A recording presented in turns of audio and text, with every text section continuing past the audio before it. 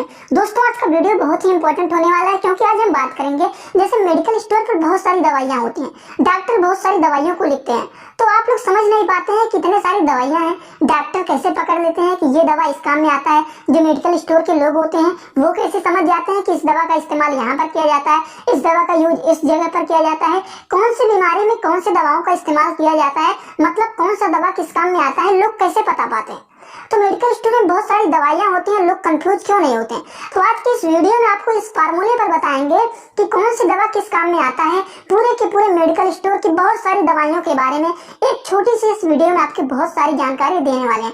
तो वीडियो को ध्यान से जरूर देखना, आप लोग को भी बहुत सारी जानकारियां हो जाएंगी। दवाओं को देखते ही आप भी बता देंगे कि ये दवा इस काम में आता है। तो बस आपको एक बार वीडियो को पूरा जरूर देखना है। ये वीडियो थोड़ा सा छोटा भी है और थोड़ा सा बड़ा भी है, लेकिन आप एक बार अगर पूरा देख लेंगे तो आप भी कोई भी दवा लेते हैं तुरंत देखते ही आप बता देंगे कि हाँ ये दवा इस काम में आता है।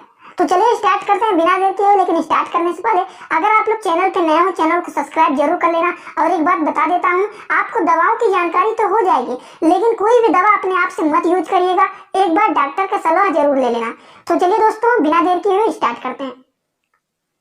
तो यहाँ पर हम दवाओं को नाम से ही कैसे पहचानते हैं, तो सफिक्स और प्रीफिक्स बात आपको याद रहेगा, तो उसी के माध्यम से हम लोग पकड़ते हैं कि ये दवा का इस्तेमाल हमें कहाँ पर करना है, किस बीमारी के लिए करना है। तो सफिक्स और प्रीफिक्स क्या होता है आप लोग जानते ही होंगे। जैसे सफिक्स का मतलब होता है लास्ट वर्ड, हम लोग देखते हैं जैसे पढ़ाई हो गया, लिखाई हो गया, लड़ाई हो गया, सबके अंत में ई आ रहा है, ठीक, तो अंत में ई आ रहा है सब में, तो ये हमारा होता है सफिक्स। मूल शब्द के अंत में जो अक्षरों के ग्रुप आते हैं वो सफिक्स होता है।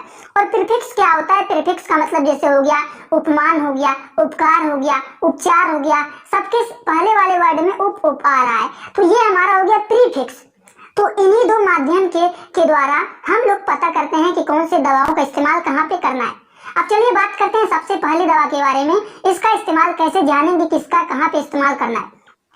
जैसे कि मान लीजिए यहाँ पर केन लिखा गया है, अब दवा के जो लास्ट में आता है केन, तो वो हमारा क्या होगा, ये तो हमारा सफिक्स हो जाएगा। सबके लास्ट में देखिए केन आया हुआ है, केन आया हुआ है ना, तो जो केन आया हुआ है तो इस तरह की जो दवाएं होती हैं ये हमारा होता है लोकल एनेस्थेटिक दवा, ठीक। तो लोकल एनेस्थेटिक दवा ये होता है। अब ये लोकल एनेस्थेटिक दवा में जैसे हमारे हो गए जाइलोकेन हो गए, बेंजोकेन हो गए, एमाइलोकेन हो गए, लीडोकेन हो गए। तो मान लीजिए जो लोकल एनेस्थेटिक ड्रग होते हैं इसका इस्तेमाल कहाँ पर किया जाता है, तो जैसे मान लीजिए जाइलोकेन हो गया, तो ये जो जाइलोकेन है ये इंजेक्शन होता है, इसका इस्तेमाल हम लोग कहाँ पर करते हैं, इसका यूज हम करते हैं, जैसे हम लोग इसका इस्तेमाल करते हैं ऑपरेशन के समय, उस एरिया को शून्य करने के लिए इसका इस्तेमाल करते हैं जाइलोकेन का। लीडोकेन क्या होता है, जैसे मान लीजिए लीडोकेन की बात करें, यहाँ पर एक एग्जांपल दिया गया है लीडोकेन का भी, तो ये क्या होता है, ट्रॉपिकल लोकल एनेस्थेटिक होता है जो कि स्किन के ऊपर इस्तेमाल करते हैं, और ये भी क्या करता है, ये भी जहां पर लगाते हैं वो एरिया शून्य हो जाता है। तो जैसे मान लीजिए लास्ट में केन आया है, तो ये लोकल एनेस्थेटिक का दवा होता है जो कि शून्य करने के लिए इस्तेमाल किया जाता है, ठीक। इसमें हमारे जैसे जाइलोकेन हो गया, बेंजोकेन हो गया, एमाइलोकेन हो गया, लीडोकेन हो गया, सबके लास्ट में केन आया हुआ है। तो इस तरह से हम लोग पता करते हैं कि कैसे हम लोग जानकारी लेंगे कि ये दवा किसके लिए है। अब जाइलोकेन हो गया, बेंजोकेन हो गया, एमाइलोकेन हो गया, लीडोकेन हो गया, सबके लास्ट में जब केन है तो आप समझ जाएंगे कि ये दवा लोकल एनेस्थेटिक का है। एंटीबायोटिक की बात करते हैं, एंटीबायोटिक बैक्टीरियल इन्फेक्शन को ट्रीट करने के लिए इस्तेमाल किया जाता है एंटीबायोटिक। अब एंटीबायोटिक में जैसे मान लीजिए लास्ट में माइसिन आता है, माइसिन अगर आता है लास्ट में तो वो हमारा एंटीबायोटिक होगा। बहुत सारे एंटीबायोटिक मार्केट में है, तो आप लोग देखते होंगे जैसे एजिथ्रोमाइसिन हो गया, एरिथ्रोमाइसिन हो गया, नियोमाइसिन हो गया, स्ट्रेप्टोमाइसिन हो गया, ये सारे के सारे जो दवा हैं ये क्या है, ये सारे दवा जो है ये एंटीबायोटिक है।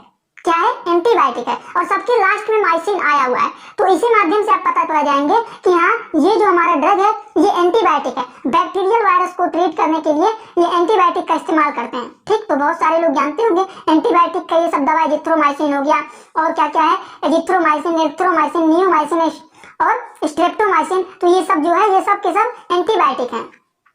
अब अगली बात करते हैं ओल के बारे में, ठीक। ओल, अब देखिए सबके लास्ट में ओलोल आया हुआ कि नहीं, जैसे कि हमारा हो गया मेटाप्रोलोल हो गया, एटिनोलोल हो गया, इस्मोलोल हो गया, बिसोप्रोलोल हो गया, ठीक। तो सबके लास्ट में ओलोल आया है कि नहीं, आया है ना। तो ये जो होता है दोस्तों ये होता है बीटा ब्लॉकर, बीटा ब्लॉकर होता है। तो बीटा ब्लॉकर का इस्तेमाल हम लोग कहाँ करते हैं, बीटा ब्लॉकर का इस्तेमाल किया जाता है, बीटा ब्लॉकर ड्रग का इस्तेमाल किया जाता है हाइपरटेंशन के लिए। हाइपरटेंशन होता है, ब्लड प्रेशर हाई हो जाता है, हार्ट अटैक आता है, तो उसमें हम इसका इस्तेमाल करते हैं।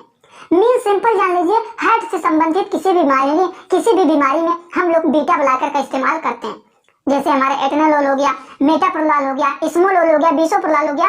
तो ये सब जो दवाएं होती हैं, जैसे हाइपरटेंशन, ब्लड प्रेशर बहुत ज्यादा बढ़ गया है तो उसमें भी ये सब दवाएं यूज किया जाता है। हार्ट अटैक के केस में भी इस्तेमाल किया जाता है। तो मतलब बीटा ब्लॉकर के जो ड्रग होते हैं ये हार्ट से रिलेटेड बीमारियों के लिए इस्तेमाल किया जाता है। तो आपको ये सफिक्स याद रखना है, लास्ट में अगर ओल ओल आया हुआ है तो इसी से आप लोग समझ जाएंगे कि ये दवा जो है ये बीटा ब्लॉकर के लिए है। जैसे कि मेटाप्रोलाल हो गया, एटेनोलोल हो गया, इसोमोलोल हो गया, बिसोप्रोलाल हो गया। तो ये सब दवाएं जो होती हैं हाइपरटेंशन, हार्ट अटैक, हार्ट से संबंधित बीमारियों के लिए ये दवाएं इस्तेमाल किए जाते हैं। डायबिटिक्स, अब हम लोग बात करते हैं लास्ट में अगर माइड और जाइड आया हुआ है, माइड आए या फिर जाइड आए तो क्या किसके लिए होता है। तो जैसे कि मान लीजिए, पहले एग्जांपल समझिए, माइड और जाइड अगर आएगा लास्ट में दवाओं के तो ये डायबिटिक्स मेडिसिन है। तो माइड जाइड जैसे फ्यूरोसमाइड हो गया, ठीक, ब्यूमेटनाइड हो गया, ठीक, बेंजिथनाइड हो गया, ठीक, और क्लोसरिजाइड हो गया। तो ये सब जो दवाएं होती हैं ये सब डायबिटिक्स होती हैं। समझ रहे हैं आप लोग, ये सब जो दवाएं होती हैं ये क्या होते हैं, डायबिटिक्स होते हैं। तो इसी तरीके से आप लोग पहचानेंगे। अब डायबिटिक्स होते हैं तो डायबिटिक्स का मतलब क्या होता है, इसको खाने के बाद हमारा यूरिन जो होता है वो बढ़ जाता है।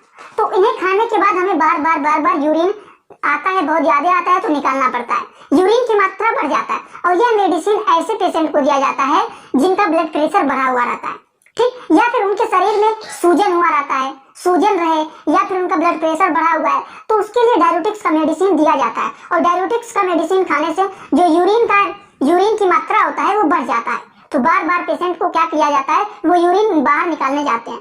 तो अगर लास्ट में माइड और जाइड आता है तो इसका मतलब जान लीजिए ये डायबिटिक्स का मेडिसिन है। एग्जाम्पल यहाँ पर दिए गए हैं, एग्जाम्पल आप लोग लिखना चाहते हैं लिख सकते हैं। अगर मेडिकल के स्टूडेंट आप लोग हैं तो वीडियो को रोक करके यहीं पर थोड़ा थोड़ा लिखते हुए चलना आप लोग।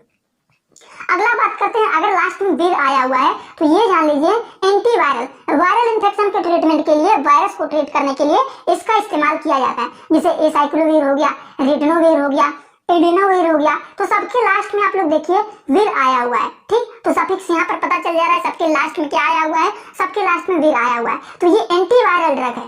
क्या है ये, एंटीवायरल ड्रग है, समझ गए। उसी तरीके से अगर लास्ट में पैम आया हुआ है, पैम PAM आया हुआ है तो पैम जैसे कि डाइजीपैम हो गया, लोराजीपैम हो गया, सबके लास्ट में देखिए पैम आया हुआ है, ठीक। तो इससे आप लोग पहचान जाएंगे कि ये एंटी एनेस्थेटिक ड्रग है, ठीक। क्या है, एंटी एनेस्थेटिक ड्रग है।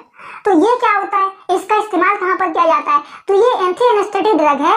इसका यूज हम लोग तब करते हैं जैसे बहुत ज्यादा घबराहट हो रहा है, बहुत ज्यादा बेचैनी हो रहा है, उस पेशेंट को नींद नहीं आ रहा है, तो ऐसे कंडीशन में हम लोग ये दवाएं देते हैं। तो आप लोग इसी से पहचान जाएंगे। अगर लास्ट में पैम आया हुआ है, डाइजीपैम हो गया, लोराजीपैम हो गया, तो ये एंटी एनेस्थेटिक ड्रग होते हैं, एंटी एनेस्थेटिक ड्रग होते हैं। इसका इस्तेमाल बेचैनी में किया जाता है, बेचैनी किसी को हो रहा है, घबराहट हो रहा है, उस पेशेंट को नींद नहीं आ रहा है, तब ये दवाओं को दिया जाता है।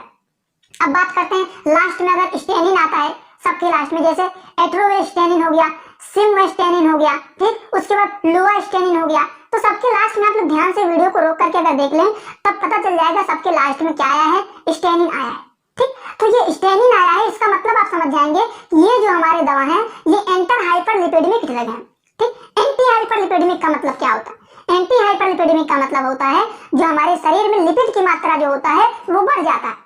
क्या होता है, सबसे पहले जान लीजिए स्टेनिन आया हुआ है तो ये हमारा ड्रग एंटी हाइपरलिपिडेमिक ड्रग होते हैं, ठीक। मतलब ऐसे पेशेंट जिसका लिपिड कोलेस्ट्रॉल जो होता है वो बढ़ जाता है तब उन्हें ये सब दवाएं दिया जाता है, ठीक। एंटी मतलब अपोजिट, हाइपर मतलब ज्यादा, लिपिडमिक्स का मतलब होता है लिपिड। तो यहीं से आप लोग समझ जाएंगे अगर लास्ट में स्टेनिन आया हुआ है तो ये एंटी हाइपरलिपिडेमिक दवा है। हाइपर का मतलब ज्यादा होता है और लिपिडमिक का मतलब होता है लिपिड। लिपिड की मात्रा जब ज्यादा होगा तो ये सारी दवाओं को दिया जाता है, ठीक। तो इसी हिसाब से आप लोग पहचानेंगे कि कौन सी दवा का इस्तेमाल कहाँ पर किया जाता है। जैसे कि मान लीजिए एक दवा यहाँ पर है सोन, जैसे मान लीजिए लास्ट में सोन आया हुआ है तो सबके देखिए लास्ट में बीटामेथासोन हो गया, ठीक, कोर्टिकोसोन हो गया, डेक्सोमेथासोन हो गया। तो ये सब दवाओं का इस्तेमाल कहाँ किया जाता है, पहली बात तो ये जानिए अगर लास्ट में सोन आया हुआ है तो ये स्टेरॉइड मेडिसिन है।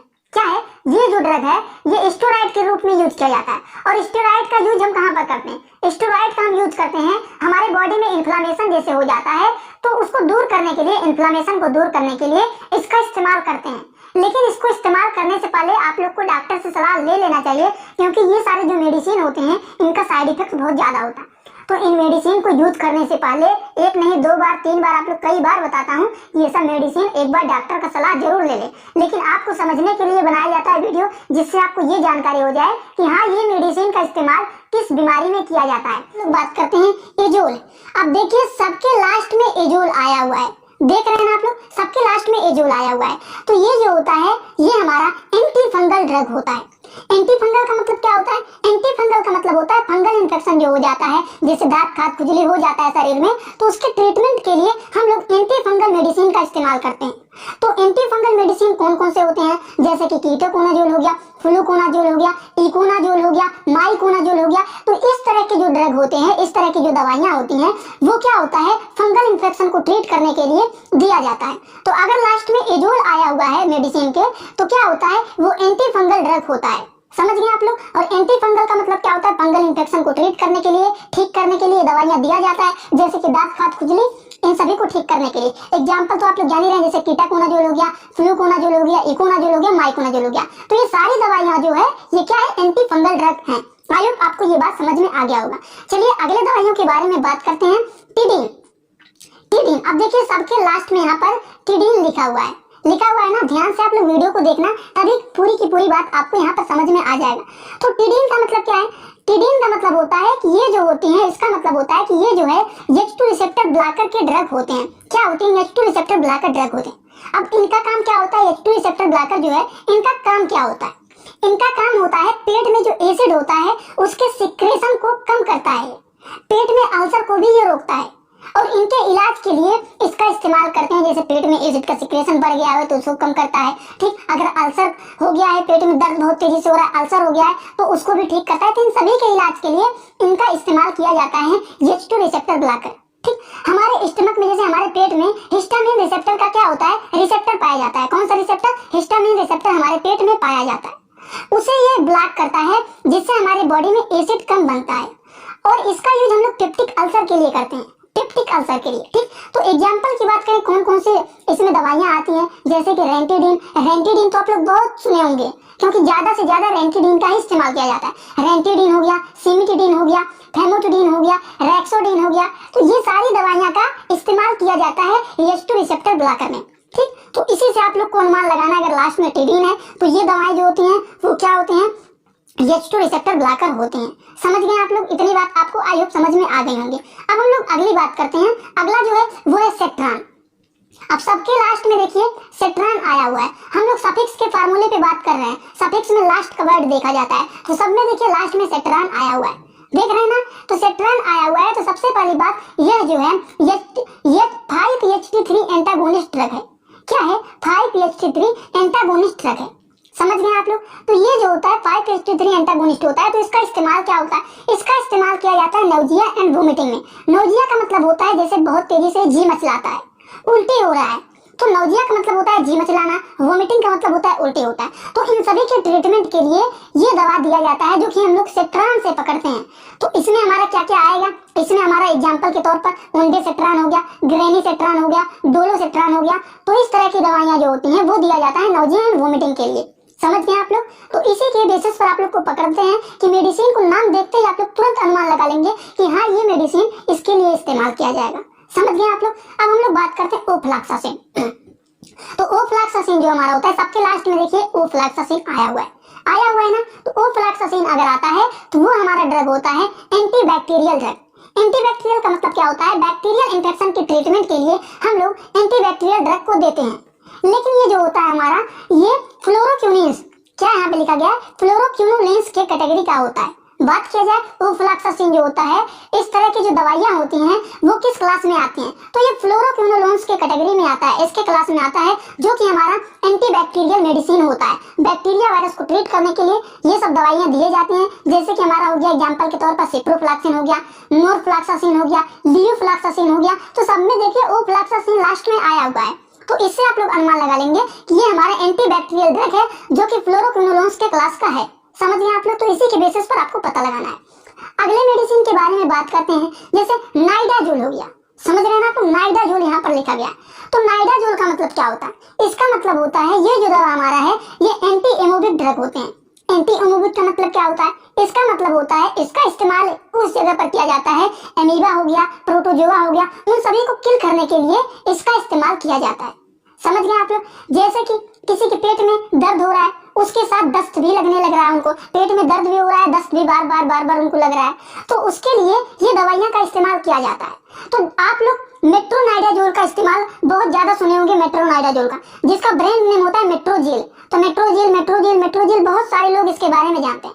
तो इसका इस्तेमाल कहाँ पे किया जाता है? जैसे पेट में दर्द हो रहा है, बार बार दस्त लग रहा है, तो उसके लिए ये सब दवाइयां का इस्तेमाल किया जाता है। मेट्रोनाइडाजोल हो गया, ओरिंडाजोल हो गया, टिनिडाजोल हो गया, ठीक। तो ये सबके लास्ट में देखिए नाइडाजोल आ रहा है ना, नाइडाजोल। तो ये हमारा जो होता है ये एंटी एमोबिक ड्रग होता है। समझ गए आप लोग? इसी के बेसिस पर हम लोग पता लगाते हैं कि कौन से मेडिसिन का इस्तेमाल कहाँ पर किया जाता है। अब अगर नाइडाजोल कहीं पर आ जाता है तो तुरंत आप लोग पकड़ लेंगे कि हाँ ये मेडिसिन जो हमारा है एंटी एमोबिक ड्रग है। जैसे मेट्रोनाइडाजोल, तो इसके भी लास्ट में देखिए नाइडाजोल आया है। इसके ओरिंडाजोल, इसके भी लास्ट में नाइडाजोल आया है। टिनिडाजोल हो गया, तो इसके भी लास्ट में नाइडाजोल आया हुआ है। तो इसी के बेस पर हम लोग अनुमान लगाते हैं कि कौन से मेडिसिन का इस्तेमाल कहाँ पर किया जाता है। समझ गए आप लोग? अब हम लोग बात करते हैं ट्रिप्टन के बारे में, ठीक। ट्रिप्टन, अब ट्रिप्टन ये क्या है? ट्रिप्टन जो होता है एक ऐसी मेडिसिन है जो कि माइग्रेन में यूज होता है। अब आप लोग कहेंगे माइग्रेन क्या होता है? माइग्रेन में यूज किया जाता है, तो माइग्रेन का मतलब क्या होता है? तो माइग्रेन का मतलब होता है कि यह सिर दर्द जो होता है, ऐसा सिर दर्द होता है, सिर में हमारे दर्द होता है, सर में हमारे दर्द होता है। तो सर में दर्द हो रहा है जो कि काफी लंबे समय से हो रहा है, ठीक। और साथ में हमको उल्टी भी हो रहा है, वोमिटिंग भी हो रहा है, सिर में हमारे बहुत समय से दर्द हो रहा है, काफी ज्यादा समय से दर्द हो रहा है, साथ में उल्टी भी हो रहा है। तो उन सभी के ट्रीटमेंट के लिए, उनको ठीक करने के लिए हम लोग इस कैटेगरी का दवा का इस्तेमाल करते हैं जो कि माइग्रेन होता है, ठीक। तो ट्रिप्टन लास्ट में आया हुआ है, तो समझ लीजिए वो माइग्रेन मेडिसिन है। माइग्रेन जैसे कि सुमाट्रिप्टन हो गया, ठीक, राइजाट्रिप्टन हो गया, नाइट्रिप्टन हो गया, तो सबके लास्ट में देखिए ट्रिप्टन आया हुआ है। तो इसका मतलब ये माइग्रेन दवा है, ठीक। और माइग्रेन का दवा कहाँ पर इस्तेमाल किया जाता है? काफी समय से हमारे सिर में दर्द हो रहा है, साथ में उल्टी भी हो रहा है, तो उनको ठीक करने के लिए इस तरह की दवाइयां का इस्तेमाल किया जाता है, ठीक। अब हम लोग बात करते हैं प्रोफेन के बारे में, ठीक। प्रोफेन, ये प्रोफेन कौन सा मेडिसिन है? इसका इस्तेमाल कहाँ पे किया जाता है? तो प्रोफेन जो होता है ये NSAIDs के अंदर आता है। अब NSAIDs का मतलब क्या होता है? आप लोग थोड़ा बहुत अगर कंफ्यूज होंगे तो जान लीजिए NSAIDs का मतलब होता है non steroidal anti inflammatory drug. क्या होता है? Non steroidal anti inflammatory drug. तो ये जो होता है NSAID के अंदर में ये मेडिसिन आता है प्रोफेन। अब आप लोग बताएंगे कि प्रोफेन का इस्तेमाल कहाँ पे किया जाता है? तो इसका इस्तेमाल किया जाता है एनाल्जेसिक में, एंटी इंफ्लेमेटरी में, एंटीपायरेटिक में। अब बहुत सारे लोग कंफ्यूज हो जाते हैं कि एनाल्जेसिक का मतलब क्या होता है। तो एनाल्जेसिक का मतलब क्या होता है? थोड़ा सा आप लोग दिमाग लगाएंगे तो आपको समझ में आ जाएगा कि एनाल्जेसिक मतलब होता है अगर शरीर में दर्द हो रहा है तो पेन किलर के रूप में एनाल्जेसिक का इस्तेमाल किया जाता है। एंटी इंफ्लेमेटरी, इन्फ्लेमेशन अगर हो गया है शरीर में तो उसको ठीक करता है। एंटीपायरेटिक का मतलब क्या होता है? शरीर में बुखार है तो इसके लिए। तो इन सभी के ट्रीटमेंट के लिए ये इस्तेमाल किया जाता है NSAIDs। लेकिन आपको पता कैसे चलेगा कि NSAIDs की कैटेगरी का मेडिसिन है? तो आपको दिमाग में बैठाए रहना कि अगर प्रोफेन आया हुआ है तो इसका मतलब ये हमारा जो है NSAIDs का मेडिसिन है, non steroidal anti inflammatory drug का ये मेडिसिन है। तो एग्जांपल जैसे देखिए आइबुप्रोफेन हो गया, कीटोप्रोफेन हो गया, फ्लोरोबिप्रोफेन हो गया, तो सबके लास्ट में प्रोफेन आया हुआ है। तो इससे आप लोग अनुमान लगा लेंगे कि ये जो मेडिसिन है NSAIDs का नॉन स्टेरॉइडल एंटी इंफ्लेमेटरी का मेडिसिन है। समझ गए आप लोग? तो इसी के बेसिस पर पता लगाया जाता है। अब हम लोग बात करते हैं प्राजोल के बारे में, ठीक। तो प्राजोल जो होता है, अगर लास्ट में प्राजोल आया हुआ है, इसका मतलब समझ लीजिए कि ये प्राजोल का क्या मतलब होता है। यह जो होता है यह भी एसिड की प्रोडक्शन, यहाँ पर छोटा सा लिख दिया हूँ, इसका काम क्या होता है? यह भी एसिड की प्रोडक्शन को क्या करता है? डिक्रीज करता है। एसिड के प्रोडक्शन को क्या करता है? घटाता है। और यह ड्रग जो होता है प्रोटॉन पंप इनहिबिटर होता है, मतलब प्रोटॉन के पंप को इनहिबिट करता है। ये जो दवा होता है प्राजोल, एग्जाम्पल के बेसिस पर समझ लीजिए, जैसे पेंटाप्राजोल हो गया, ओमेप्राजोल हो गया, इसमोपेराजोल हो गया, रेबिप्राजोल हो गया। तो ये सब जो मेडिसिन होते हैं ये प्रोटॉन पंप इनहिबिटर होते हैं, ठीक। तो लास्ट में अगर प्राजोल आया हुआ है तो इसका मतलब समझ लीजिए ये जो मेडिसिन है ये प्रोटॉन पंप इनहिबिटर का मेडिसिन है जो कि एसिड के प्रोडक्शन को क्या करता है? घटाता है। एग्जाम्पल के तौर पर यहाँ पर मेडिसिन बने हुए हैं, आप लोग देख लेना, नहीं तो गूगल पे सर्च कर लेना मेडिसिन का नाम यहाँ पर जो लिखा गया है एग्जाम्पल पर। तो इसको आप लोग अगर गूगल पे सर्च कर लेंगे तो तुरंत आपको आ जाएगा बहुत सारी मेडिसिन इन सभी नामों का। अब हम लोग बात करते हैं ग्लिप्टिन, ठीक। अब ग्लिप्टिन योग का मतलब क्या होता है? अगर लास्ट में ग्लिप्टिन आया हुआ है मेडिसिन का तो इसका मतलब जान लीजिए ये जो ड्रग है किसके लिए है? ये ड्रग है शुगर की बीमारी में इसका इस्तेमाल किया जाता है, डायबिटीज का, ठीक, तो ग्लिप्टिन आया हुआ है, इसका मतलब जान लीजिए कि ये डायबिटीज का मेडिसिन है। डायबिटीज का मतलब क्या होता है, ये एक ऐसा मेडिसिन होता है जो कि शुगर के पेशेंट को दिया जाता है। एग्जाम्पल यहाँ पर दिए गए हैं, सबके लास्ट में देखिए ग्लिप्टिन आया हुआ है, समझ रहे हैं ना। तो ये जो हमारा होता है ये कैटेगरी DPP-4 इनहिबिटर होता है। तो अगर लास्ट में ग्लिप्टिन आ गया है तो आप लोग तुरंत पता चल जाएगा कि हाँ ये मेडिसिन डायबिटीज के लिए है। डायबिटीज का मतलब क्या होता है, शुगर के पेशेंट को ये बीमारी, जैसे शुगर किसी को हुआ है तो उनको ये दिया जाता है। बात करते हैं टेरोल के बारे में। अगर दवाओं के लास्ट में टेरोल आया हुआ है, जैसे कि मान लीजिए यहाँ पर सब में देखिए टेरोल आया हुआ है, तो इस तरह के मेडिसिन जो होते हैं वो ब्रोंकियोडायलेटर होते हैं। अब ब्रोंकियोडायलेटर का मतलब क्या होता है, ब्रोंकाई को डायलेट करना। जैसे ब्रोंकाई हमारे सिकुड़ जाता है तो सांस लेने में दिक्कत होता है। जैसे आप लोगों ने अस्थमा के पेशेंट को देखा होगा कि उन्हें सांस लेने में दिक्कत होती है, ठीक, सांस लेने में दिक्कत होता है, तो उन्हें इस कैटेगरी का दवा दिया जाता है जो कि ब्रोंकाई को डायलेट करे और पेशेंट आराम से अच्छे से सांस ले सके। तो अस्थमा वाले पेशेंट को ब्रोंकियोडायलेटर का मेडिसिन दिया जाता है। एग्जाम्पल के तौर पर जैसे एल्ब्यूट्रॉल हो गया, बेंड्यूट्रॉल हो गया, साल्मेट्रॉल हो गया, फॉर्मेट्रॉल हो गया। तो इस तरह के जो मेडिसिन आते हैं वो हमारा अस्थमा के केस में ब्रोंकियोडायलेटर के रूप में दिया जाता है। ठीक, तो इतना समझ में आ गया। अब आप लोग को इतना बात है, अगर लास्ट में टेरोल मेडिसिन के आया हुआ है तो आप समझ जाएंगे कि यहाँ ये दवा जो है ये अस्थमा के पेशेंट को दिया जाएगा। ठीक, जैसे कि एक यहाँ पर दवा बना हुआ है साल्ब्यूट्रॉल, तो इसी के हिसाब से आप लोग समझ जाएंगे। अगले दवा के बारे में बात करते हैं, जैसे जोलिन आया हुआ है। ठीक, अगर लास्ट में मेडिसिन की जोलिन आया हुआ है, जैसे कि देखिए यहाँ पर भी जोलिन आया हुआ है, यहाँ पर भी जोलिन आया हुआ है, तो इस तरह के मेडिसिन जो होते हैं वो नेजल डिकंजेस्टेंट होते हैं।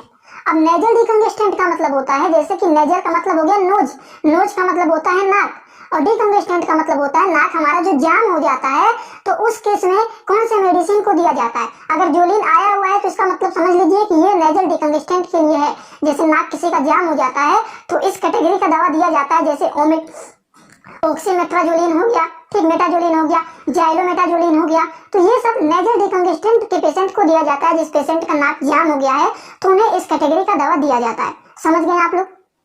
अब हम अगले दवा के बारे में बात करते हैं। अगला हमारा है वोडिन। ठीक, अगर वोडिन लास्ट में आया हुआ है तो इसका मतलब समझ लीजिए इस कैटेगरी के जो दवा होते हैं वो HIV और एड्स के पेशेंट को दिया जाता है। जिस पेशेंट को HIV हो गया है, एड्स हो गया है, उन्हें इस कैटेगरी का दवा दिया जाता है। अब सबके लास्ट में देखिए वोडिन आया हुआ है ना। जैसे कि हमारा सबसे पहला है लेमिवुडिन हो गया, स्टाविउडिन हो गया, जीडुविडिन हो गया। तो इस कैटेगरी के मेडिसिन जो होते हैं वो HIV और एड्स के पेशेंट को दिया जाता है। किसे दिया जाता है, HIV और एड्स के पेशेंट को दिया जाता है। आई होप आप लोग बातों को समझ रहे होंगे। और जो लोग मेडिकल के स्टूडेंट हैं, अगर वो लोग कॉपी में लिखना चाहते हैं तो इसे वीडियो को रोक करके लिखते हुए जरूर चलना। अगला हम लोग बात करने जा रहे हैं दोस्तों क्वाइन के बारे में। अगला है क्वाइन। तो क्वाइन जो है इस तरह के जो मेडिसिन होते हैं वो एंटी पैरासिटिक होते हैं। क्या होते हैं, एंटी पैरासाइट होते हैं। अब एंटी पैरासिटिक का मतलब क्या होता है, ये जो होता है पैरासाइट के अगेंस्ट इसका इस्तेमाल किया जाता है। ठीक, पैरासाइट के अगेंस्ट इसका यूज किया जाता है इस तरह के मेडिसिन का। ठीक, जो कि मलेरिया के डिजीज के लिए होता है। जैसे किसी पेशेंट को मलेरिया हो गया है तो उन्हें एंटी पैरासाइट का मेडिसिन दिया जाता है। जैसे कि एग्जांपल देख लीजिए, क्लोरोक्विनिन हो गया, हाइड्रोक्लोरोक्विन हो गया, मेफ्लोक्विन हो गया। तो सबके लास्ट में क्विन आया हुआ है। तो अगर लास्ट में क्विन आया हुआ है तो इसका मतलब आप लोग समझ जाइए कि ये मेडिसिन जो है वो एंटी पैरासिटिक मेडिसिन है जो कि मलेरिया के केस में दिया जाता है। समझ गए आप लोग। आई होप आपको पूरी बात समझ में आ रहा होगा। तो चलिए अब हम लोग अगले मेडिसिन के बारे में बात करें। अगला है रिफा। तो अगर लास्ट में रिफा आया हुआ है मेडिसिन के लास्ट में, नहीं, यहाँ पे देखिए ये जो मेडिसिन है ये प्रीफिक्स है। प्रीफिक्स में आगे देखिए रिफा आया हुआ है, सबसे पहले सब में आया हुआ है। देखिए, ठीक, अगर लास्ट में मिलेगा सब में तो वो हमारा सफिक्स होगा। अगर पहले यहाँ पर मिल रहा है तो ये समझ लीजिए प्रीफिक्स है। तो सबके स्टार्टिंग में ही रिफा आया हुआ है, देख रहे हैं ना आप लोग। तो इस तरह का मेडिसिन अगर दिखता है आपको रिफा नाम से तो वो एंटी ट्यूबरकुलिन्स है। ठीक, एंटी ट्यूबरकुलिन्स का मतलब होता है कि ये मेडिसिन जो है वो टीबी के पेशेंट को दिया जाता है। ठीक, ट्यूबरकुलोसिस मतलब टीबी के पेशेंट को दिया जाता है। अब बहुत सारे लोग टीबी के बारे में नहीं जानते हैं। तो टीबी क्या होता है, टीबी एक बैक्टीरियल डिजीज होता है जो कि माइकोबैक्टीरियम ट्यूबरकुलाई के द्वारा होता है। तो इस तरह के पेशेंट को जिसे टीबी हुआ है उन्हें इन कैटेगरी का मेडिसिन दिया जाता है जिसके स्टार्टिंग में रिफा आया हुआ रहता है। वो हमारा इस तरह के मेडिसिन होते हैं। ठीक, जैसे रिफामेट हो गया, रिफाम्पिन हो गया, रिफापेंटाइन हो गया, रिफेक्टर हो गया। तो सबके स्टार्टिंग में ही रिफा आया हुआ है। इसका मतलब ये एंटी ट्यूबरकुलिन्स का मेडिसिन है जो कि टीबी के पेशेंट को दिया जाता है। ठीक, समझ गए आप लोग। अब बात करते हैं एस। देखिए इस अगर आया हुआ है तो इसका मतलब क्या होता है, इस तरह की जो सभी दवाइयां होती हैं वो थ्रोम्बोलाइटिक्स होती हैं, मतलब क्लॉट बूस्टर होता है। जैसे मान लीजिए किसी को कहीं पर चोट लग जाता है, अब चोट लग गया तो वहीं पर खून का उनका थक्का जम जाता है, ठीक। अगर खून का थक्का जम गया है तो उसे ठीक करने के लिए थ्रोम्बोलाइट का मेडिसिन दिया जाता है। जैसे कि थ्रोम्बोलाइट का इंजेक्शन दिया जाता है, जैसे कि मान लीजिए एनिमेज हो गया, एमाइनेज हो गया, ठीक, रीटावेस हो गया, ठीक, स्ट्रेप्टोकाइनेज हो गया। तो सबके लास्ट में देखिए एस आया हुआ है, ठीक। तो सबके लास्ट में एस आया हुआ है तो इससे आप लोग अनुमान लगा लेंगे कि हाँ ये जो मेडिसिन है, ये जो दवा है वो है थ्रोम्बोलाइटिक्स। और थ्रोम्बोलाइटिक्स कब इस्तेमाल किया जाता है, जैसे मान लीजिए किसी का एक्सीडेंट हो गया या फिर किसी चीज के द्वारा वो गिर गए हैं, अब उनका ब्लड वहीं पर जम जाता है, तो इसको दिया जाता है। तो इसको जो थ्रोम्बोलाइटिक्स को दिया जाता है तो जो ब्लड का थक्का जमा हुआ है वो थक्का धीरे धीरे करके वहां से हट जाता है, रिमूव हो जाता है। तो उनकी जगह पर उसको ठीक करने के लिए इस तरह के मेडिसिन को दिया जाता है। तो आप इससे अनुमान लगाएंगे, अगर लास्ट में एस आया हुआ है तो आप लोग समझ जाएंगे ये मेडिसिन जो है, ये ड्रग जो है वो थ्रोम्बोलाइटिक्स है। चलिए अगले दवाओं के बारे में बात करते हैं, कैल्सी।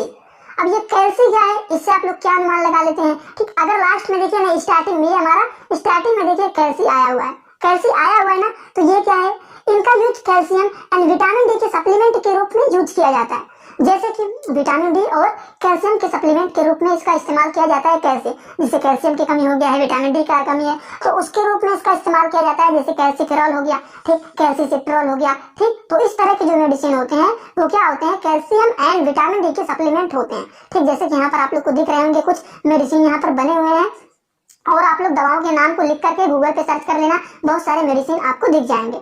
समझ गए आप लोग। अब हम लोग बात करने जा रहे हैं अगले के बारे में, वो है लैम्प। अब लैम्प का मतलब क्या है, इससे आप लोग क्या समझते हैं, इसका यूज कहाँ पे किया जाता है, तो सिंपल सा रूप है, लैम्प जो होता है इसका यूज जो होता है वो बेंजोडाइजिपिन्स में किया जाता है, बेंजोडाइजिपिन्स में किया जाता है। ये जो होता है एंजाइटिक होता है, एंजियोलाइटिक्स होता है, ठीक। ये क्या होता है, एंजियोलाइटिक्स होता है। अभी आप लोग समझ नहीं रहे होंगे कि एंजियोलाइटिक्स क्या होता है। तो इस तरह की जो मेडिसिन होती हैं वो एंजाइटी के केस में, किसके केस में, एंजाइटी के केस में इसका इस्तेमाल किया जाता है।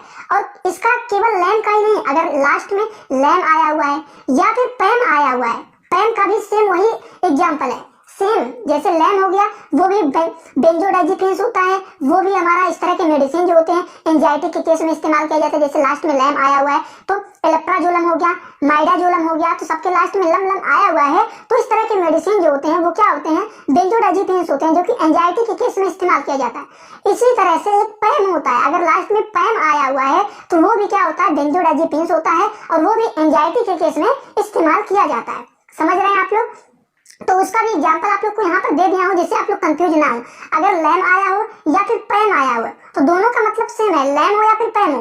तो देखिए सबके लास्ट में यहाँ पर पैम आया हुआ है, तो सेम ये बात यहाँ पर है, ठीक। ये भी हमारा बेंजोडाइजिपिन्स होता है, जो कि इस तरह के मेडिसिन होते हैं, वो भी एंजाइटी के पेशेंट को दिया जाता है। समझ रहे हैं आप लोग। तो यहाँ पर देखिए लैम्प आया हुआ है, ठीक। लैम्प अगर आया हो तो ये भी हमारा क्या होता है, बेंजोडाइजिपिन्स होता है, जो कि एंजाइटी के पेशेंट को दिया जाता है। उसी तरीके से अगर पैम आया हो तो वो भी क्या होता है, ये भी बेंजोडाइजिपिन्स होता है, और ये भी एंजाइटी के पेशेंट को दिया जाता है। तो इसी हिसाब से हम लोग पता करेंगे कौन सा मेडिसिन किस काम में आता है। तो दोस्तों वीडियो कैसा लगा कमेंट बॉक्स में जरूर बताइएगा।